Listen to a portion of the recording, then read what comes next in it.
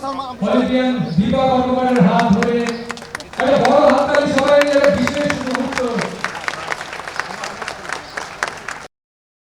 বড় হাততালি সবাই মিলে একবার।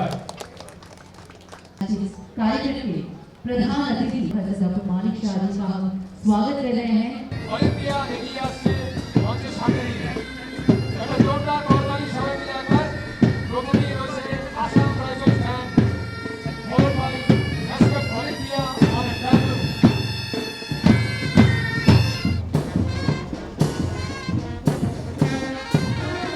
মিডিয়াকে বলছি সবার কাছে অনুরোধ রাখো করতালির মধ্যে দিয়ে আমাদের এই মাঠ পাঠকের অংশ নিয়েছেন তার উৎসাহ বর্ধন করার জন্য।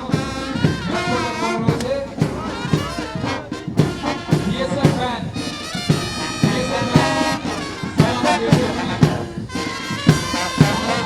আমাদের এই মাঠ পাঠকের অংশ নিয়েছেন তার উৎসাহ বর্ধন করার জন্য।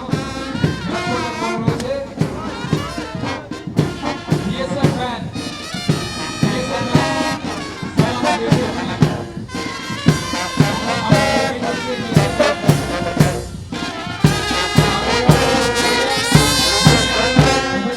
উঠে দাঁড়ানোর জন্য একবার এই পতাকা উত্তোলনের বিশেষ মুহূর্ত। दुनिया में हम ही अकेले हैं जो माटी को माँ कहते हैं। শ্রীবর্ণা দেবনাথ আন্তর্জাতিক খ্যাতি সম্পন্ন জিমনাস্ট জাতীয় জাতীয় স্তরের ক্রীড়াবিদ, তার হাত ধরে কলেজিয়ান দীপা কর্মকারের হাত ধরে একটা বড় হাততালি সবাই মিলে বিশেষ মুহূর্ত। Respecting and abiding by the rules which govern them.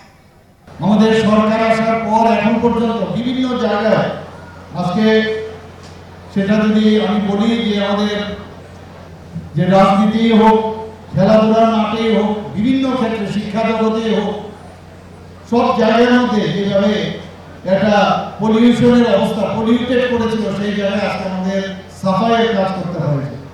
বহু চেষ্টার পর আজকে কিন্তু একটা নতুন একটা দিশা আজকে আমরা এখানে দেখতে পাচ্ছি।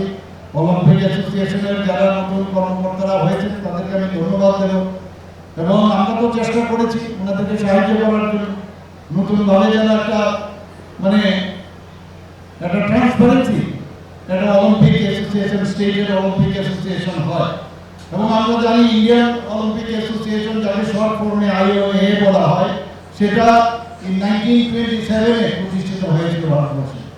এবং যাদের দুজন ব্যক্তির নাম না বললে নাই হয়, হেনরি ব্যাট এবং আর্থুর নিউহ্যাম, ওদের দুজনের কারণে প্রথম যে ইন্ডিয়ান অলিম্পিক অ্যাসোসিয়েশন এখানে ভারতবর্ষে তৈরি হয়।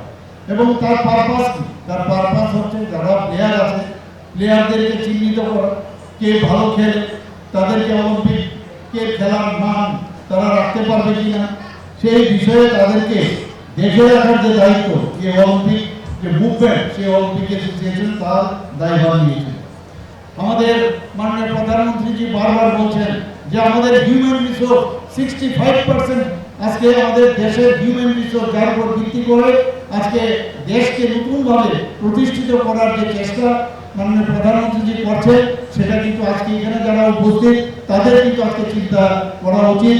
এবং আগামী দিন আমাদের এক ভারত শ্রেষ্ঠ ভারত এবং এক ত্রিপুরা শ্রেষ্ঠ ত্রিপুরা সেটা কিন্তু করতে হলে নতুন ত্রিপুরা নতুন ভারত যদি করতে হয় এই খেলাধুলার মাধ্যমে আগে নিজেকে প্রতিষ্ঠিত করা। এখন আগে কিন্তু খেলাতে অনেক মানুষ যেতে পারত না, ভাবতো যে এই খেলা দিয়ে আমি কি করব, কিন্তু এখন কিন্তু এটা প্রফেশন হিসেবে চলে এসেছে। খেলার মাধ্যমেও কিন্তু আমি নিজেকে প্রতিষ্ঠিত করতে পারি।